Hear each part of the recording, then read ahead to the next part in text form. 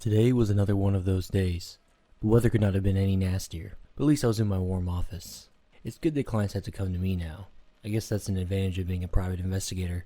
When I was a cop, I did not have that luxury. I had to get out on those streets, in all sorts of weather. Oh yeah, my time as a cop. I remember those days. I remember it was a cold winter night. I was on my routine patrol. We got a call from the station that a murderer was expected to pass through that area of the city where I was on duty. It was a foggy night. I was out there experiencing the harshness of the weather. Suddenly, I hear my radio. Alerting all units. There's a suspect in a white van, and he is heading towards Route E19. Alerting all units. Suddenly, I see a van racing towards me. I made a signal for it to stop, but it kept speeding by. I was chasing the suspect and trying to navigate my way through the dense cloud of fog that covered the city. After a few sharp turns, I lost track of the van. I just had to get this guy. After some time, the suspect came into sight. When I saw him, he was holding a civilian with one hand and a pistol in another hand. I tried to calm him down and wanted to stall him so the other cops could reach us. But the suspect was anything but calm. He was so angry, so aggressive. He kept on insisting that if I came any closer, he would shoot the girl. Suddenly there was a gunshot, and...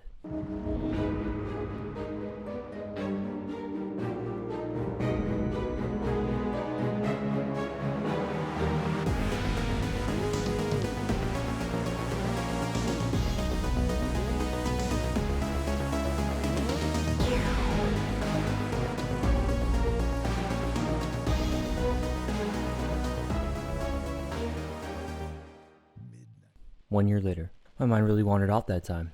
Allow me to introduce myself. I'm David, just your average guy, but I'm a pretty good detective. Ask anyone I've worked with, and I dare you to find one complaint. I stare out my office window, holding a Camel cigarette between my yellowed fingers, and the floor around my feet is covered with cigarette butts. The office environment is somewhat dizzy and dark with clouds of cigar smoke filling the whole atmosphere. There's a table in the room with some files on it, and some pictures of the victims provided by previous clients, whose cases I had closed. There are cigarette boxes at one side of the table, and 3 to 4 chairs are also placed in the room.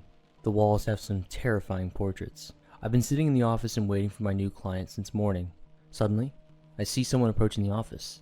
The man is dressed in a thick tunic, in a beautiful dark doublet, and his legs were covered by thick, soft cashmere stockings, all the way down to his beautiful pointed shoes. As he comes closer, I realize I know him from somewhere, but I can't remember exactly where. Hey, I'm David. Nice to meet you. Peter. Likewise. Something was strange about him. Something told me that his name really wasn't Peter, but I wasn't going to press him on it. How can I help you? I just wanted to talk to you and wanted to see the environment around here. Yeah, of course. Take a look around. I heard about you and your special skills for hire. I'm just curious, who'd you hear that from? I asked him even though I knew the answer already. I'm working with some other members of some powerful gangs in the city, so I'm sure they must have told him something about me. Your name is known all over. It's nothing to be worried about, he said. Oh, really? I'm just curious. What kind of reputation do I have around here? David, you should just focus on why I am here. Okay, let's get to it. Why are you here? I have a task for you.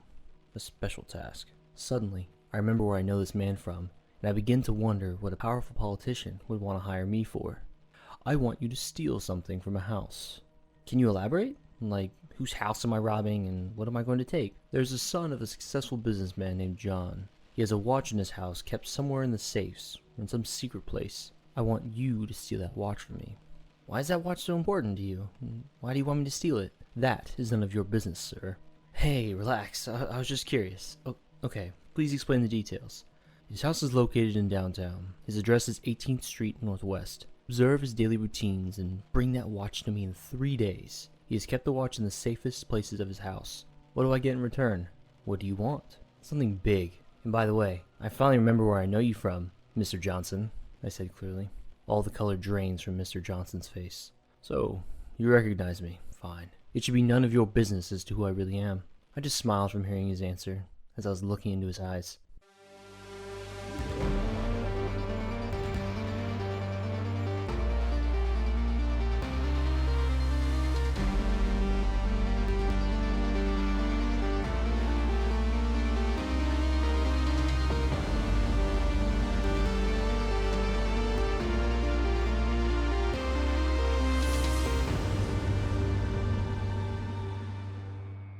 One year ago, I'm on duty as a cop.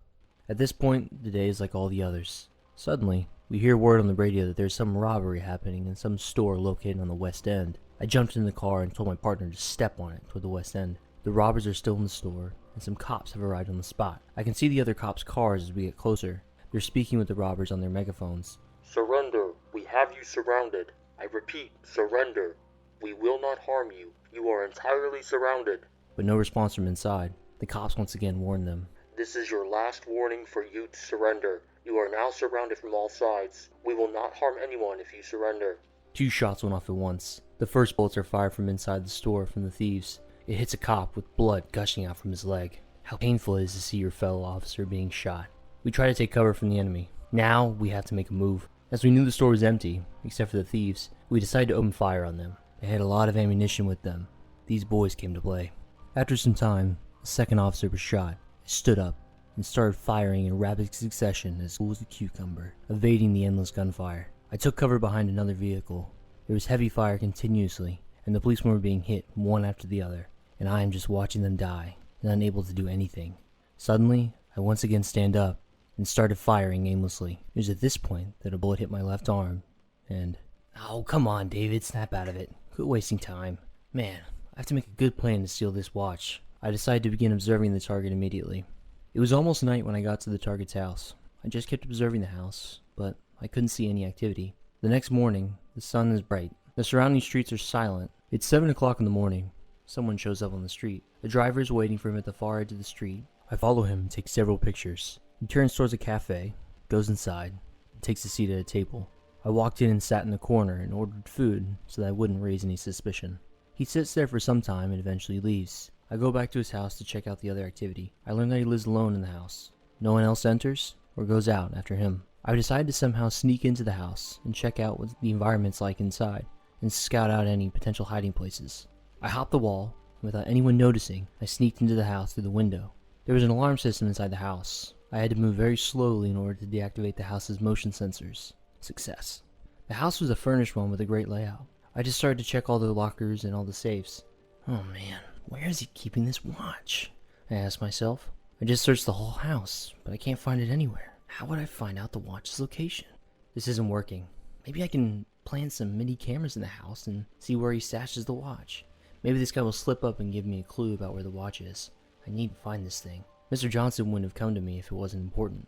I decided to plant the cameras after searching every corner of the house for quite a long time. After fitting the cameras in places where they will not be visible to him, I leave the house. The target returns home later that day, and I follow him on the cameras.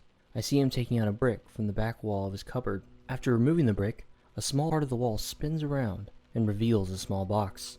He takes out the box and opens it, and yes! It contains the watch. Now that I know the position of the watch, I have to draw up the details of my plan. I arrive to the house just before sundown. I can feel a light drizzle beginning. Darkness has set in. Clouds have rolled in and blocked out the night sky. Lightning and rumbling thunder let me know that this drizzle is going to get a lot heavier. It's about 8 p.m. and I see a guy locking up the house and leaving in his car. I'll just wait for him to disappear from sight so that my job may begin. I broke into the house through the window, deactivated the alarm system, and now it's completely silent. Okay, David, let's make sure no one else is here, I say to myself. I pulled out my gun and began searching every corner of the house, checking under the beds, behind the curtains, and in the washrooms. Now that I've made sure that no one else is here in the house, I can easily get to my target. As I make my way to the watch's hiding place, I suddenly feel that someone is approaching me. I try to take my gun back out, but the other person hits me on my head so hard that my world instantly turns black.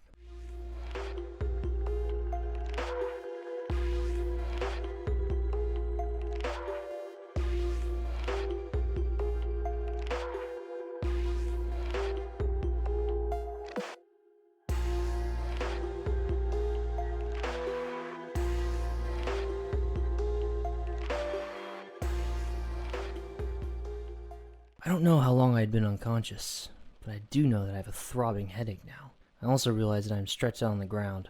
My throat is parched, my tongue feels like sandpaper, and my lips are dry. Thankfully, I'm not tied up, but I am in a tight space, and the space looks familiar. Soon, I completely gain my senses, and I remember I'm in that guy's house, and my mission to steal his watch. I rush to the wardrobe to find the watch, but it's too late now. The box is empty. I don't know what to do. Many thoughts start racing through my mind. But I know I have to get out of this house before the guy gets back. I keep thinking about what could have happened to me and also about how I'm going to face Mr. Johnson tomorrow. The light drizzle had turned into a raging storm now. I'm so lost in thought. I just want to remember something about that man. And suddenly a flash of an image comes to my mind. Yeah, there was a mark on his hand, like a scar or something. But this could not help me with anything. I cannot find a person knowing that they just have a scar on their hand. It's almost morning now. I didn't sleep at all, and here comes my client. Hello, David. I hope you have good news for me, he asked with warmth. Hi, Mr. Johnson. Have a seat. So now, where is my watch? I don't have it. What? What do you mean you don't have it? He asked with anger. Calm down, please. I can explain everything. Are you trying to fool me, boy? Have you decided to keep the watch for yourself? No. I said I can explain. Calm down, I begged. Look, I went to the house last night. I was about to take the watch, but then some other thief knocked me down and took the watch. It was dark, so I couldn't really see his face. I couldn't really recognize him, but he has a scar on his hand. I saw that. The hell are you talking about? I gave you this job because you are supposedly the best at what you do. And you tell me that you've been outsmarted by another thief? Mr. Johnson's face was bursting with anger. Don't panic, Mr. Johnson, okay? At this time, seeing Mr. Johnson's reaction, I become even more curious about the value of this watch. I will give you 3 more days. That is my final offer. He leaves my office in a fury. I'm now ready to get to work and find out who that thief was and recover the watch.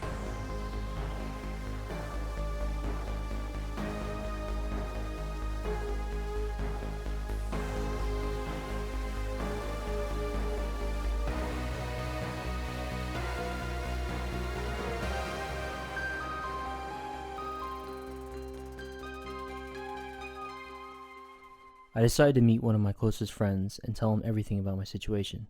He used to work with me down at the station when we were cops, and he has a real talent for camera work. We met in a coffee house. Look, man, I really appreciate you helping me out, but I need this info ASAP. I only have 3 days. Don't worry, David, I got you. What are friends for? The next day, my friend tells me what I needed to know about the other thief.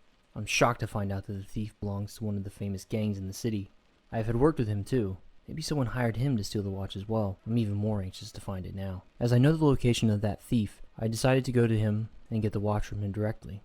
But he won't just give me the watch. Can't be that easy, can it? Yeah, he'll give me the watch, especially if I return the favor and give him a nice knock on the head. So, I have no other choice than get the watch from him at any cost, because I'm running out of time with Mr. Johnson. It's almost night now. I'm observing the other thief's house, checking to see if there's any activity. I knocked on the door, and from the marking on his hand, I know it's who I'm looking for. I grabbed him by the collar and pushed him inside, and closed the door. I made him sit down on a chair. He's trying to resist, but I wouldn't let him get away. I tied his hands behind his back. I want that watch back. What did you do with it? Watch? I don't know what you're talking about. I don't think you really know who you're messing with. No, I don't think you know who you're messing with. I'm not scared of you or your gang. Don't waste any of my time.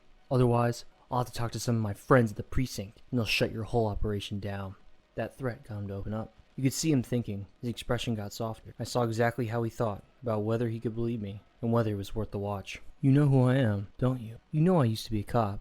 Even though I left, I still have a few powerful friends. Now give me that watch. He motioned his head towards a cabinet. The watch is there, but man, you really should kill me, because if you don't, I'm gonna come for you. You threatened me in my house, and you think I'm just gonna take that? Kill me, or you'll regret it. God, this guy's overdramatic. I let him talk. I finally have the watch, and that's all that matters.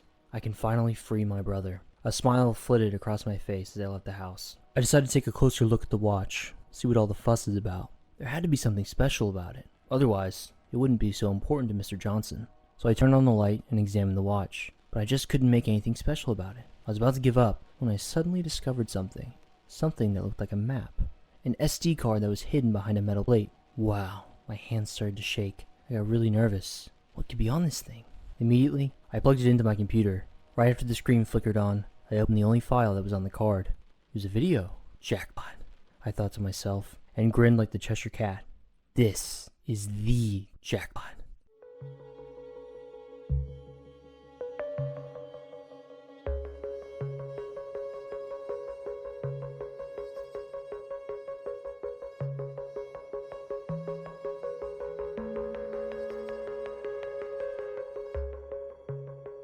Good afternoon, Mr. Johnson.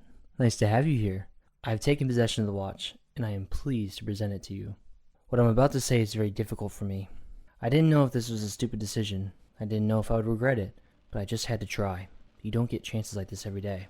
But I must confess to you that I know why the watch is so valuable. I've seen it. The video, Mr. Johnson. I saw anger flash across his face. What are you saying? I told you it was none of your business. He was getting furious. I know, but the curiosity was just unbearable. But I'll make you a deal. I will forget about the video and give you the SD card if you do me a favor. It's a big favor, Mr. Governor. I heard that you like to play a round of golf with the Minister of Justice. It's about my brother. Look, he made a little faux pas and now is serving a few months in prison, but he pissed off a few of the wrong people in there, and he needs to be released urgently. You have to at least transfer him. I hope you can do that for me. It's useless. I don't have the authority to do that anyway. How am I supposed to help you? Look, I don't care, but you're gonna find a way. Or else, I'm gonna put that video all over the internet. I bet you get blackmail for this all the time. Mr. Johnson's eyes were sparkling wildly. He had that look that made you cringe. I knew I had to stand firm now, because this man is not to be trifled with. I thought he was about to jump on me, but suddenly his posture relaxed, and he became calmer. You know what? Okay. If you give me the SD card, I'll help you with your problem. At least I'll try. But in return, I never want to see you again. I eyed him a little suspiciously. I didn't expect him to agree so easily. But this is for my brother. I would do anything for Steve. I had to take the risk. So I turned around and rummaged the SD card out of its hiding place. I was about to hand him the card when I dropped it out of shock. I was staring straight down the muzzle of a pistol. I told you that was a mistake, blackmailing me. I'm not one to be made a fool of. Now that I finally have the evidence, I can clean up after myself. You know, I'm actually a little sorry for you.